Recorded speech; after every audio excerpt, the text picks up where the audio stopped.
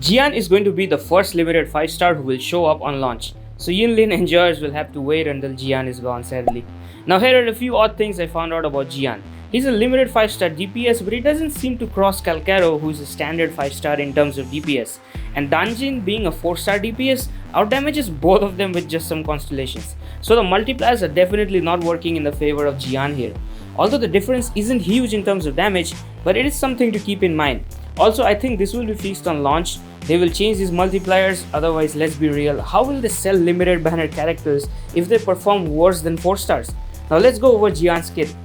I'll try to keep this short because listening to long spell descriptions is boring. Jian's basic attack has some gimmicks. His basic attack chain is just 5 slashes, but his heavy attack has 2 modes. If you hold the basic attack button while heavy attacking, he will use an ability called Windborne Strike. And if you release the basic attack button during his heavy attack, he uses another ability called Abyssal Slash. Windborne Strike has a better damage multiplier than Abyssal Strike, but that definitely can change on release. I'll put up a tentative damage multipliers on the screen so you can look at them yourselves. Jian can also use heavy attacks mid-air to deal even more damage. Both his skills and Resonance Liberation have higher damage when used mid-air, and he can chain it with a follow-up plunge and basic attack to deal even more damage.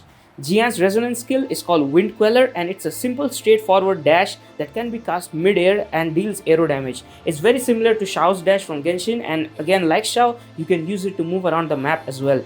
Jian's Resonance Liberation or ultimate is called Emerald Storm Prelude. It summons a cool dragon around him, gives him increased interruption to resistance, and all his basic and heavy attacks are replaced with an enhanced heavy attack that deals even more damage. All of these abilities tie up with his 4-day circuit, which is basically called his resolve. Jian can hold up to 60 resolve at a time, and this resolve will recharge whenever you use his basic attacks, heavy attacks, and his intro skill. If he doesn't hit an enemy, he keeps losing resolve stacks though, so you have to keep on hitting enemies or otherwise you will just run out of these stacks. He's a pretty selfish DPS, yeah. Now if Jian has 30 resolve, the damage of his skill will increase by 20% and 30 resolve will be used. Also, Jian can use 30 resolve and use his Resonance Liberation, which will then change into Emerald Storm Finale. So basically all his abilities are just going to cause 30 resolve stacks, and you need to min-max these resolve stacks so that you can get the maximum damage out of his abilities. For his outro skill, when the next character on field uses a heavy attack, Jian will do a coordinated attack with his dragon. Now that ends his kit descriptions. It was pretty long, although I said it will be small. I tried to wrap it up as fast as I can. So you can see he's a pretty selfish DPS. His skills are tailored around doing maximum damage. He also has lots of aerial combos, so you want to prioritize air attacks with this guy, and yeah, he's a little bit of a high skill cap hero as well. For skill priority, you want to level up his ultimate first to get maximum damage out of his enhanced attacks, then his 4-day circuit followed by his resonance skill, his intro skill, and his basic attack. I won't go over his constellations, otherwise this will become a very long video. So let's go straight into his recommended echoes. The best main echo for Jian is going to be the Felian Beringal. I'm not even trying to pronounce that name correctly because I know I just cannot, so I'll just call him the Giant Monkey. He's a world boss, he's pretty tough to beat, and you'll probably not unlock this echo until mid-game. Fortunately though, if you have the Cyan Feathered Heron from the echo event going on right now, you'll do just fine. Just use the Heron till you encounter this Giant Monkey. For Sonata effects on these echoes, you're looking to stack as many Sierra Gale pieces as you can. At 5 pieces, you will get 30% increased arrow damage when intro skill is used. If you cannot stack 5-piece Sierra Gale, you can stack 2-piece Sierra Gale and 2-piece Lingering Tunes. Lingering Tunes gives you a flat 10% attack buff, which works with him as well. For your main echo stat, for the Giant Monkey, you will be targeting crit rate or crit damage, whichever stat you're lacking. For Heron, unfortunately, all the event echoes are locked at attack percentage. It's not optimal as you would want arrow damage on the Heron instead. However, attack percent is also usable until you get an arrow damage Heron. Your third best option would be Hu Chief, but honestly, just go with Cyan Feather Heron, okay, it's just better for him. His best weapon is obviously going to be signature Verdant Summit, as it directly gives him heavy attack damage bonus. It works perfectly with his kit, however, it is a limited 5-star weapon, so if you aren't pulling for his signature weapon, the standard 5-star heavy sword Lustrous Razors also works. For 4-star swords, your best pick will be Autumn Trace, as this will increase his attack on using basic and heavy attacks, works good with his kit. Jian's best team includes Jian himself, Mortefi for buffs, and Verina or Baiji for heals and buffs. Mortefi's outro skill buffs heavy attack damage, which works perfectly with Jian because Jian's Resonance Liberation converts all his attacks into heavy attacks. So Mortefi basically buffs all of his damage. However, if you don't get your Mortefi, you can also use Sanhua. Sanhua doesn't really work well with Jian because she buffs normal attack damage, which like doesn't benefit Jian directly. Jian always works on heavy attacks, but she is kind of a battery in this team, so she will be generating a lot of energies so that you can spam your skills faster, and in turn you're just doing more DPS like that. Okay, she's just like an Anemo recharge in the team. She's not Anemo, but I'm just giving an example from Genshin. Now I'll be completely honest here. Jian being a limited 5-star should be outperforming the standard ones, but it doesn't, as I have mentioned before. So this is a little concerning for me because DPS characters are one of the earliest characters in the game to get power creep. Usually supports are relevant for a little bit longer, so make your choice wisely. Not saying he's a bad character, but if you are a meta focused person who wants to min-max damage, this is something you should keep in mind. Again, attack multipliers are probably something that will be changed when the game releases, so keep that in mind. Now let's move on to Yunlin. She's going to be the next banner after Jian, so unfortunately you will have to wait for some time if you want her.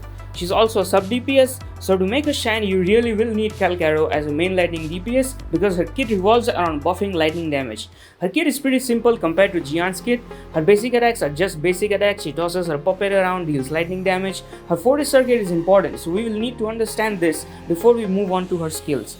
Her Fortis circuit accumulates judgment points when she uses her basic attack, resonance skill or resonance liberation. When she has 100 points, her heavy attack changes. Okay, so it has a different animation and it does more damage.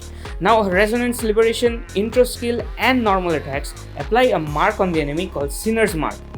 When you use your heavy attack with 100 judgment points on an enemy with this Sinner's Mark, it will deal damage and change this mark to Punishment Mark. Now when an enemy has Punishment Mark, it will take electro damage every time it's damaged, and it has an internal cooldown of once every second.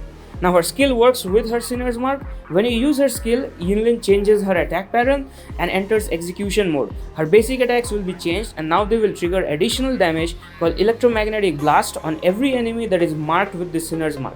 You can use her skill once again after activating to deal even more electro damage. Her Resonance Liberation or Ultimate is just a burst of AoE electro damage. If you're planning to use her as a DPS, it's all about maintaining her marks on the enemy and using her Electromagnetic Blast to deal maximum AoE damage. However, this is not where she shines. Yunlin's outro skill gives the next character taking the field a 20% buff to electro damage and 25% buff to Resonance Liberation damage for 14 seconds. This buff is extremely strong for Calcaro. So if you are building Yunlin, you will most probably likely have to get Calcaro because he can utilize this buff really well. You can also mark enemies on the field with Punishment Mark, so when Calcaro attacks them, they take additional lightning damage. You can obviously use Yunlin as a standalone DPS. However, to make full use of her outro skill, you'll need to pair her up with another lightning DPS. Her intro skill is pretty basic, deals lightning damage on entry and also applies the Sinner's Mark on enemy. If you're planning to use her as your main DPS, her best echo is going to be the Thundering Memphis, a 4th cost echo you will get from the world boss, so you probably won't have access to this echo right at the beginning because the fight is going to be pretty tough. However, if you participated in the echo event and got yourself a Violet Feathered Heron, you're all set. You're looking for White Thunder Sonata effect on your echoes to boost lightning damage. However, if you're planning to use her as a sub DPS and a buff unit, Impermanence Heron is going to be her best 4 cost world boss echo. Stonewall Bracer, Geohide Saurian and Saber Boar all work with her, and all of these are accessible to the echo event. But what you want to do is make sure you have the Sonata effect Moonlight Clouds on them. Moonlit Clouds gives her extra energy recharge and boosts the attack of the next resonator on field when you use her outer skill. Perfect for buffing other units. So if you're using her as a sub DPS for Calcaro, this is the route that you want to go with. Her best weapon is obviously her 5-star signature String Master for her sub DPS build. For running her as a main DPS, however, you're looking at Cosmic Ripples. You can get this 5-star weapon as well as the one mentioned for Jian, Lustrous Razor. On the 5-star weapon selected, you will be getting a level 45, so no worries if you aren't pulling for the signature. Her best in slot weapon and 4-star alternative is going to be the Augment. It gives her flat crit rate boost, so works well. Free to play alternatives include Jinzhou Keeper. It gives a flat attack boost. Not really the best, but again it's free to play, so what can we expect?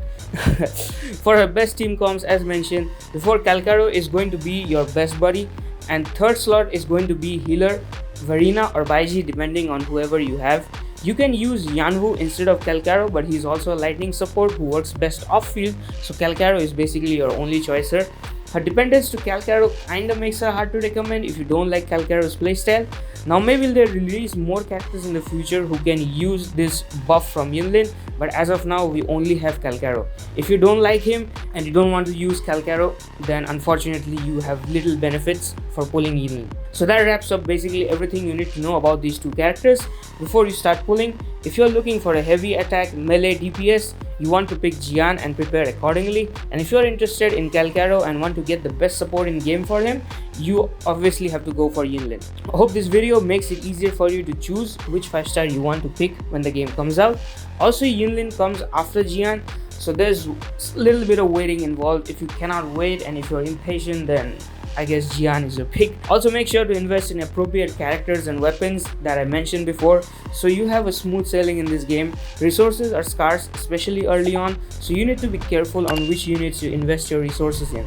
That will be it for today, guys. I'm Team Yunlin. Let me know if your thoughts change after watching this video on who you want to pick in the comments, and I'll see you in the next one.